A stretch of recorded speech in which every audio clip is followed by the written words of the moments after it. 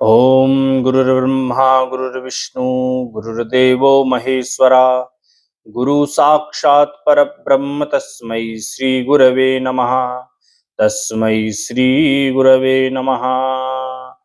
दोनों हाथ सामने लाएंगे, मुट्ठी को बंद करेंगे खोलेंगे, बंद करेंगे खोलेंगे, इस प्रकार से। और अंगूठा अंदर रहेगा आपका। कम से कम 10 बार इस क्रिया को दोहराएंगे। फिर इसके बाद क्लॉकवाइज मुट्ठी को घुमाएंगे 10 टाइम, और इसके बाद में एंटी क्लॉकवाइज घुमाएंगे 10 टाइम। ये बहुत अच्छा है हमारा सूक्ष्म व्यायाम। और अप डाउन करेंगे, इसे भी हम कम से कम 10 से 15 बार इस क्रिया को दोहराते हैं। दोनों हाथों को आगे पीछे करेंगे, पीछे देखेंगे हाथ टच हो रहे हैं या नहीं हो रहे हैं। सामने हाथों को करके साइड में जाएंगे, कटी चक्रासन करेंगे।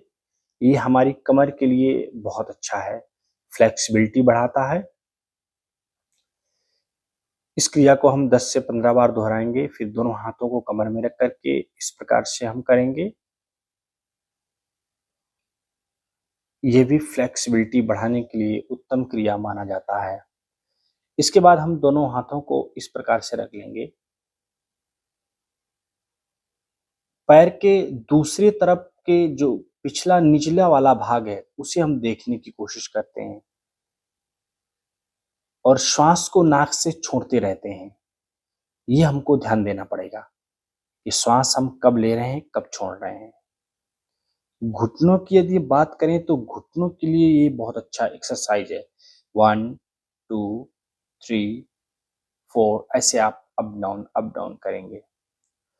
ताड़ासन पेट के लिए, चेस्ट के लिए, हाथों के लिए, लंबाई बढ़ाने के लिए।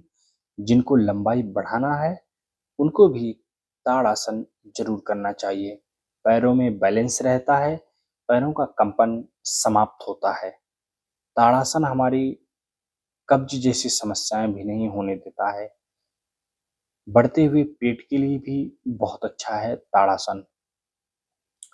इसके बाद हम करेंगे त्रियक ताड़ासन।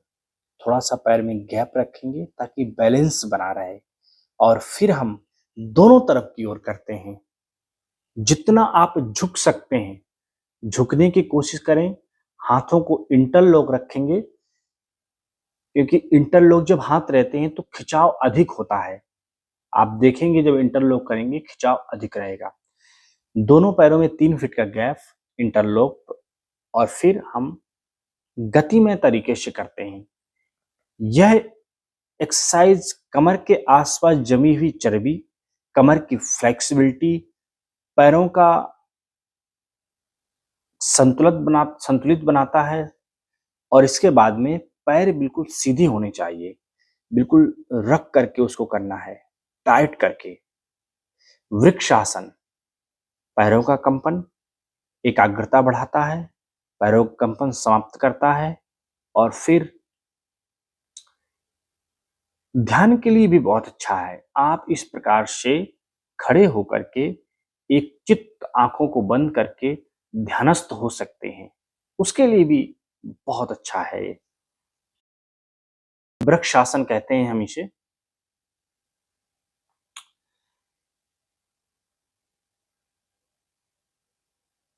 इसके बाद में हम त्रिकोणासन करते हैं।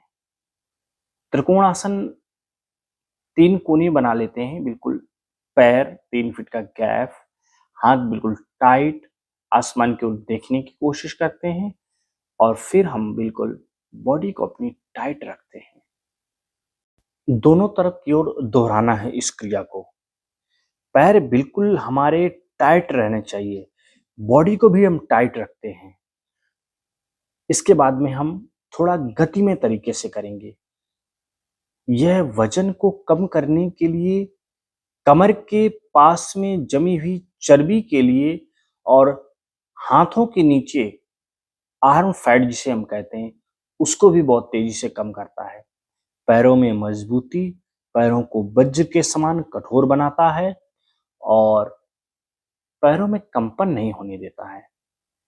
इंटरलॉक करके आगे की ओर भी हम झुकने की कोशिश करेंगे।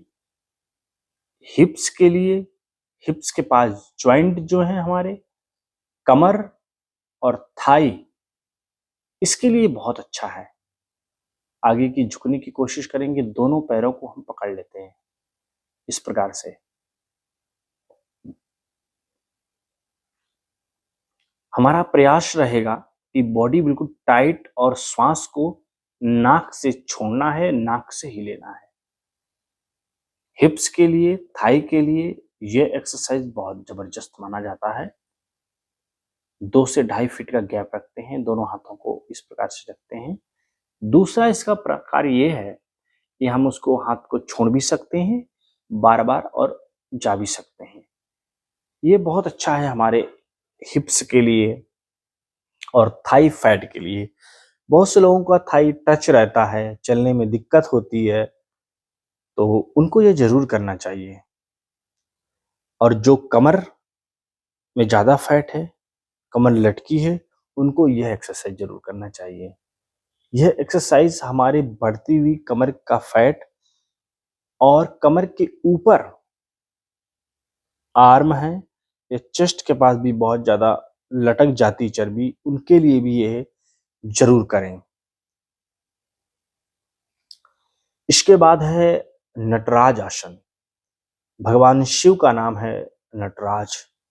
नृत्तावसाने नटराज राजो ननाद ढक्काम नव पंच बारम उद्धर्तु कामा शनकादि सिद्धा एतद् विमर्शे शिव सूत्र जालम। तो ये नटराज आसन है। पैरों का कंपन छाती के लिए, हाथों के लिए और हमारी कमर के लिए बहुत अच्छा माना जाता है नटराज आसन। दोनों पैर ऐसे करें, ये हिप्स के लिए और थाई के लिए बहुत अच्छा है। इसके बाद हम करते हैं मल आसन। मल आसन यह आसन ऐसा है जो महिलाओं को जरूर करना चाहिए। महिलाओं के लिए यह रामबाण माना जाता है, अनेकों रोगों को समाप्त करता है। इसके बाद हम करेंगे पादहस्त और हस्तोत्तानासन। पेट की चर्बी, पैरों की फ्लेक्सिबिलिटी, पैरों के जो बैक साइड में जो मांस बहुत ज्यादा टाइट हो जाता है। आपने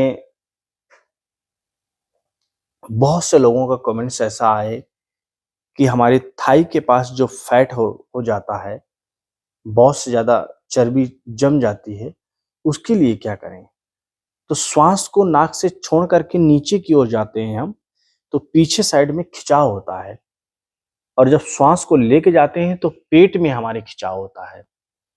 इस प्रकार से करना चाहिए। अगला आसन है हमारा, दोनों पैरों में गैप होगा, श्वास को छोड़ेंगे, नीचे जाएंगे। पैरों को मोड़ना नहीं है, ये आप विशेष ध्यान दें। पैरों को यदि मोड़ देंगे तो ठीक नहीं है। इसमें भी पैरों के जो निचले वाले भाग है उसमें हमारा खिंचाव पैदा होता है। इसके बाद हम करेंगे पर्वत आसन। जैसा आपने देखा, पर्वत आसन और भुजंग आसन, यदि इन दोनों आसनों को एक साथ किया जाए तो वेट लॉस बहुत तेजी से कम होता है। पूरी फ्लेक्सिबिलिटी बढ़ाता है शरीर की, बॉडी की, और साथ ही हाथों में मजबूताई देता है। इसलिए आप प्रतिदिन कम से कम 100 स्टेप जरूर करें इसको। और हनुमान दंड,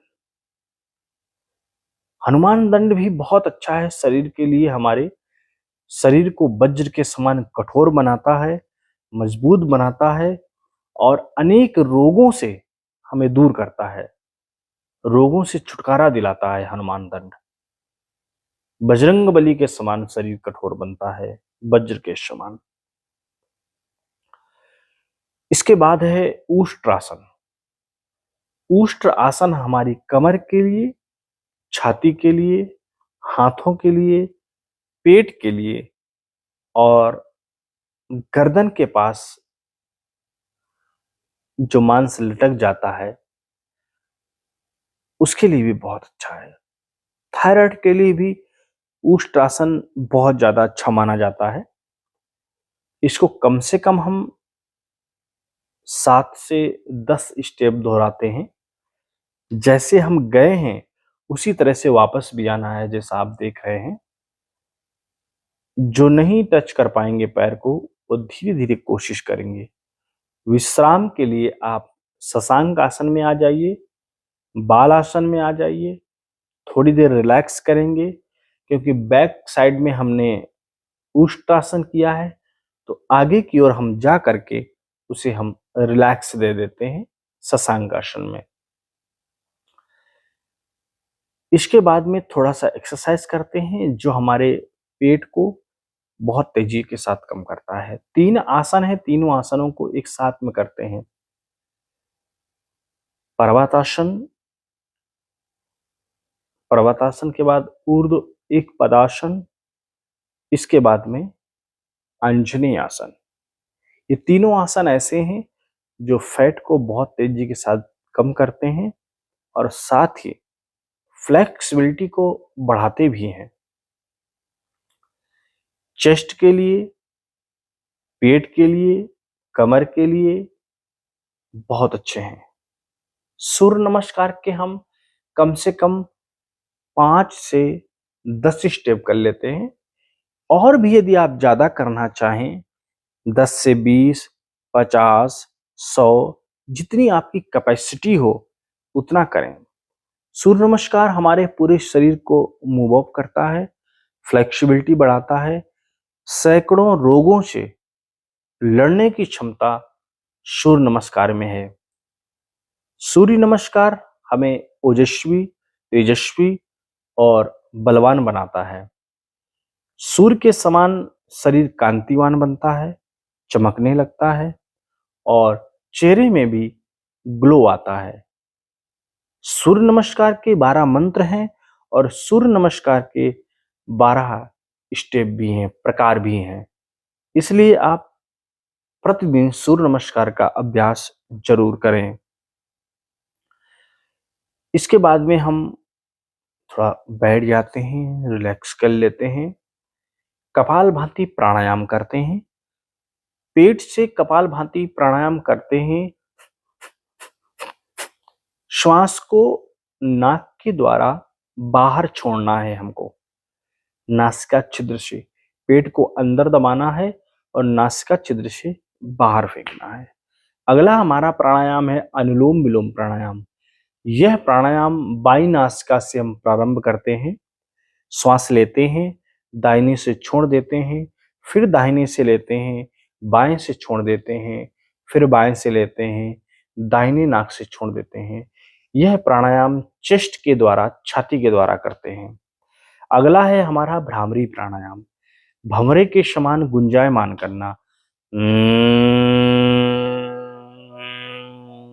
ऐसे दोनों हाथों को रगड़ेंगे। ये ऊर्जा, ये शक्ति हम फेस को देंगे और ओमकार का जाप करेंगे। ओम।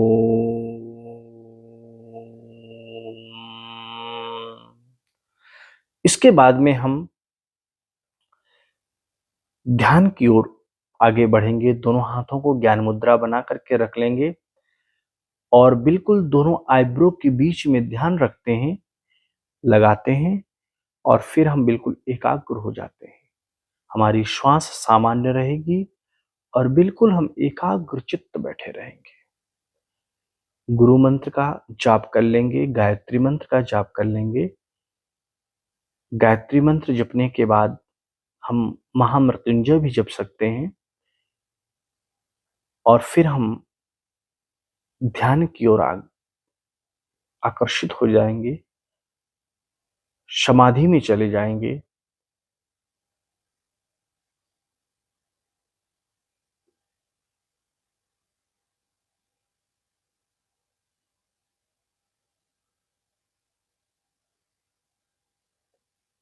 अब हम